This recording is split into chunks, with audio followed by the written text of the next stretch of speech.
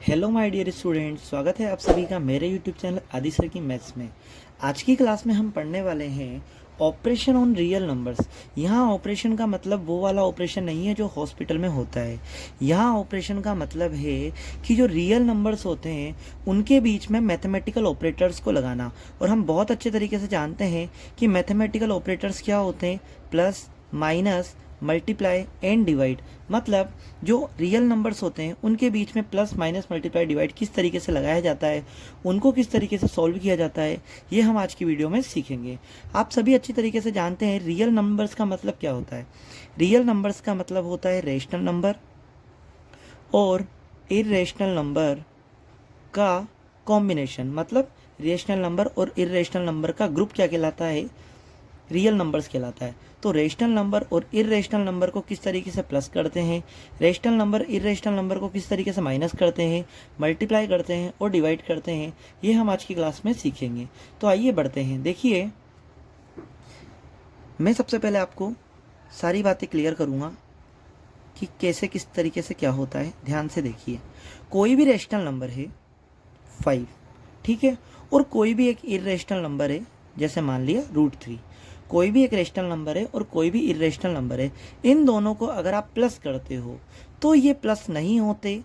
तो इसका जो आंसर होगा वो यही होगा कि 5 + √3 को अगर आप प्लस करोगे तो आपके पास जो आंसर आएगा वो होगा 5 + √3, जो कि क्या है? एक इरेशनल नंबर है। क्या है? Irrational number.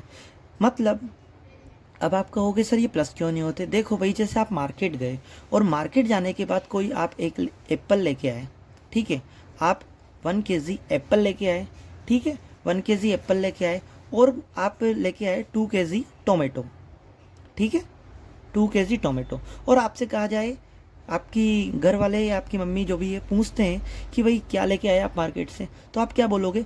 1 केजी एप्पल और 2 केजी टोमेटो। ऐसे तो नहीं बोलोगे कि 3 केजी एप्पल टोमेटो लेके आए। तो एप्पल और टोमेटो को आपने ऐड नहीं किया, क्योंकि दोनों क्या है? अलग अलग है।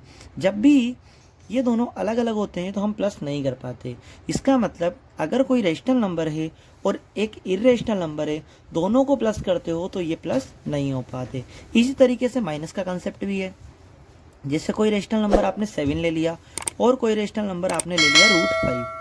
अगर आप इन दोनों को माइनस करोगे तो ये माइनस भी नहीं होते। तो इसका जो आंसर आएगा वो 7 - √5, जो कि क्या है? एक इरेशनल नंबर है। मतलब 7 + √5 भी प्लस नहीं होगा और 7 - √5 भी माइनस नहीं होगा। मतलब एक रेशनल नंबर और एक इरेशनल नंबर को अगर आप प्लस करते हो तो प्लस नहीं होते, वो वैसे के वैसे ही रहते हैं। और उस कंप्लीट नंबर को आप क्या बोलते हो? एक इरेशनल नंबर बोलते हो। इसी तरीके से अगर माइनस की बात आए तो माइनस में भी आप क्या बोलोगे? उसको एक इरेशनल नंबर बोलोगे। आई होप आपको ये बात समझ में आ गई होगी। लेकिन वही बात अगर आप मल्टीप्लाई की करते हो, ठीक है, बात आती है मल्टीप्लाई की। मल्टीप्लाई की, जैसे आपने एक रेशनल नंबर लिया 5 और एक इरेशनल नंबर लिया √3। अगर आप इनको मल्टीप्लाई करते हो, अब आप प्लस या माइनस नहीं कर रहे, अगर आप मल्टीप्लाई करते हो तो 5 × √3 लिखा हुआ है तो ये दोनों आपस में चिपक जाते हैं। मतलब 5 और √3 दोनों आपस में चिपक जाएंगे। याद रखना, ऐसे मल्टीप्लाई नहीं हो रही है। तो किसी भी रेशनल नंबर को इरेशनल नंबर से अगर आप मल्टीप्लाई करते हो तो क्या हो जाता है? वो दोनों आपस में चिपक जाते हैं। तो 5 √3। लेकिन इसी तरीके से एक और देखो, 7 × √5 लिखा हुआ है तो आंसर क्या आ जाएगा? 7 √5। याद रखना, रेशनल नंबर पहले आएगा और इरेशनल नंबर बाद में आएगा। तो ये इस तरीके से लिखा जाता है। लेकिन अगर ऐसा बोला जाता है 8 × 2 √5, तो ये कैसे सोल्व होगा? तो ध्यान से देखिए भाई, अगर आपको ये दिया जाता है कि 8 + 2 √5, मतलब 8 × 2 √5, तो आप 8 को 2 से मल्टीप्लाई करोगे। 8 × 2 = 16 और √5 अपनी जगह पे। समझ में आ गया? अगर आपके पास डायरेक्ट यहाँ पर √3 है, √5 है, तो आप इन दोनों को पास में लिख दोगे। लेकिन अगर 2 √5 आ जाता है तो ये बाहर वाले नंबर है, ये बाहर वाले नंबर आपस में मल्टीप्लाई हो जाएंगे और √5 वैसा का वैसा हो जाएगा। 7 × 5 अगर 6 लिखा हुआ है तो 7 × 5 कितना हो जाएगा? 35। और ये कितना हो जाएगा? √6। आई होप आपको ये बात समझ में आ गई होगी। अब बढ़ते हैं रेशनल नंबर और इरेशनल नंबर को मैंने प्लस करना बता दिया, माइनस करना बता दिया, अब मल्टीप्लाई करना भी मैंने आपको बता दिया। अब मैं बात करता हूँ डिवाइड की तरफ। अगर आप डिवाइड की बात करते हो तो डिवाइड किस तरीके से करेंगे कि कोई भी एक रेशनल नंबर है और एक इरेशनल नंबर से आप डिवाइड कर रहे हो, तो 7/√5 डिवाइड नहीं होता, 7/√5 का आंसर 7/√5 ही होगा। मतलब आप इसको क्या कर रहे हो, डिवाइड कर रहे हो, तो ये डिवाइड भी नहीं होगा। अब आप कहोगे सर क्यों नहीं होता, भाई √5 की कोई टेबल थोड़ी ना होती है, तो √5 से डिवाइड हो जाएगा, तो ये डिवाइड नहीं होगा, तो आंसर आएगा 7/√5।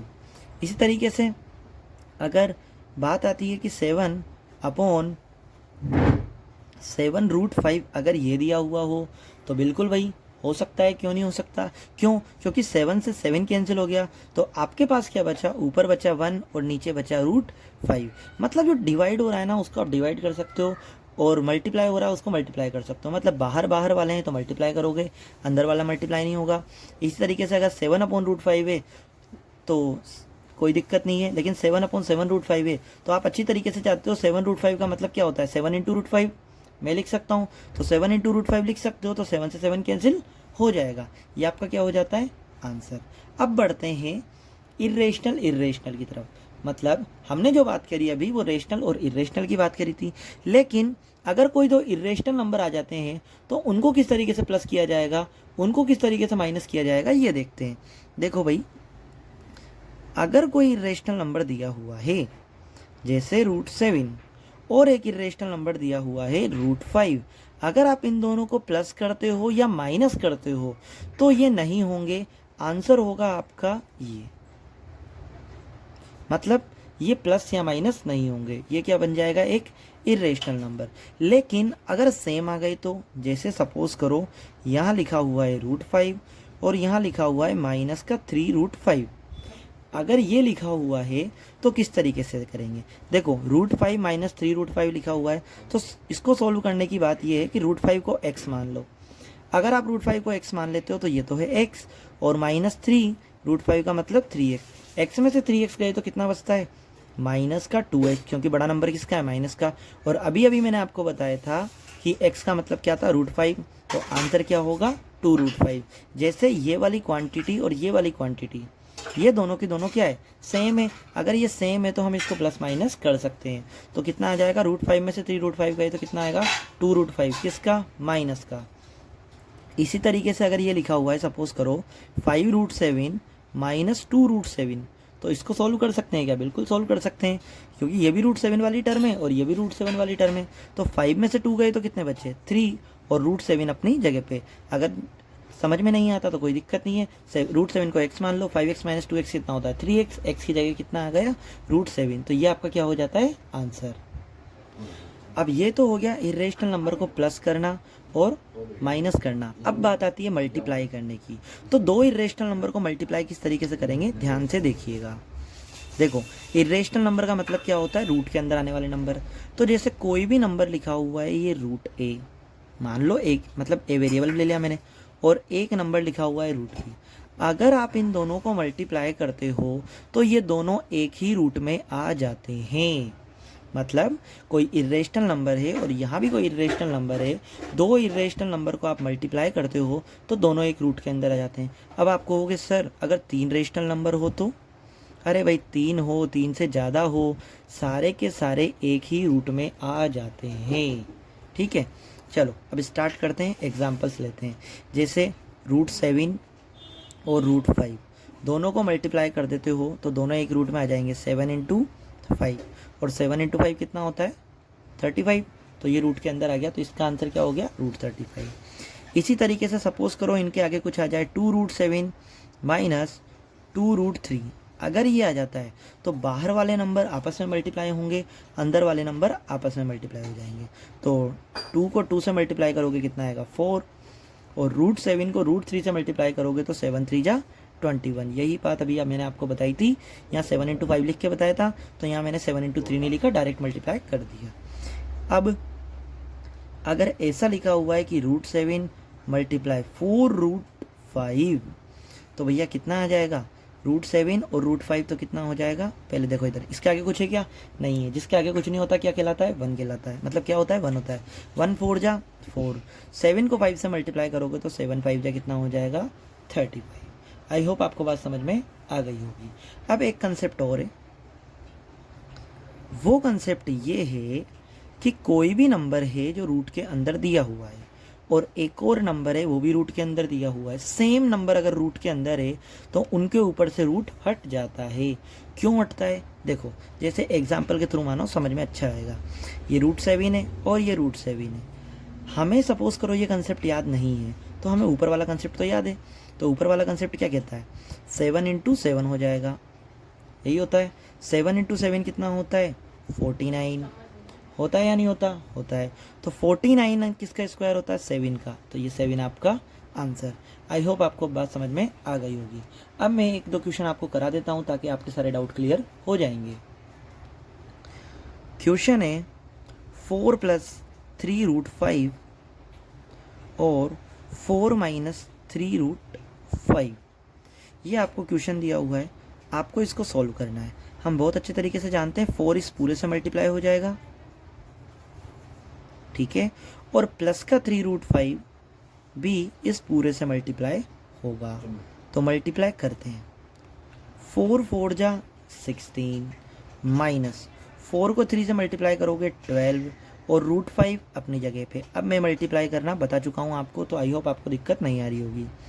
प्लस 3 को 4 से मल्टीप्लाई करोगे, बाहर वाले से मल्टीप्लाई हो जाएंगे, 3 4 जा 12, यहाँ कितना आ जाएगा √5, प्लस इंटू माइनस माइनस 3√5 को 3√5 से मल्टीप्लाई करोगे।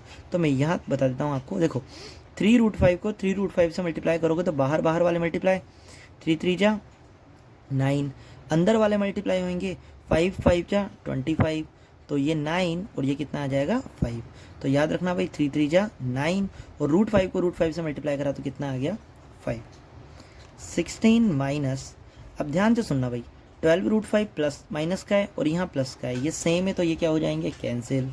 9 5 जा कितने होते हैं 45, 45 में से 16 माइनस करो, 15 में से 6 गए तो कितने बचे 9, 3 में से 1 गया तो 2, 29 आपका क्या आ जाएगा आंसर। आई होप आपको ये बात में समझ में आ गई होगी। इसी तरीके से एक और क्वेश्चन देखिए लास्ट, 3 - 2√5 प्लस 6 - 7√5 प्लस √3। अगर आपको ये दिया हुआ है तो आप किस तरीके से करोगे, ध्यान से देखिए। देखो जो रेशनल नंबर है ना उनको पास में लिख लो, ये 3 है और ये +6 है, ठीक है। अब क्या बचा, माइनस का 2√5 और ये क्या लिखा हुआ है माइनस का 7√5, ये √5 है, और प्लस का √3। तो आओ भाई सॉल्व करते हैं। 3 और 6 कितने हो जाएंगे 9, माइनस का 2√5 माइनस का 7√5। अभी मैंने आपको जब सॉल्व करके बताया था तब बताया था कि यहाँ रूट के अंदर आने वाली टर्म सेम है तो इसको क्या मान लेते हैं x मान लेते हैं। तो माइनस का 2x माइनस का 7x कितना हो जाता है माइनस का 9x, और x का मतलब क्या है √5 प्लस √3 अपनी जगह पे। अब देखिए ये 9 है रेशनल नंबर है, और कोई रेशनल नंबर है क्या, नहीं है। यहाँ √5 वाली टर्म है और कोई √5 वाली टर्म है क्या, नहीं है। यहाँ √3 वाली टर्म है और कोई √3 वाली टर्म है क्या, नहीं है। तो यही आपका क्या हो जाएगा आंसर। आई होप आपको मैंने जितना भी पढ़ाया समझ में आ गया होगा। अगर आपको ये पढ़ाना मेरा समझ में आया हो, अगर आपको वीडियो अच्छी लगी हो तो प्लीज़ वीडियो को लाइक करना, और किसी भी क्वेश्चन में डाउट हो तो प्लीज़ कमेंट बॉक्स में मुझे ज़रूर बताना ताकि मैं आपके डाउट सॉल्व कर सकूँ, ठीक है। थैंक यू गाइस, वीडियो को लाइक करें और चैनल को सब्सक्राइब करना ना भूलें।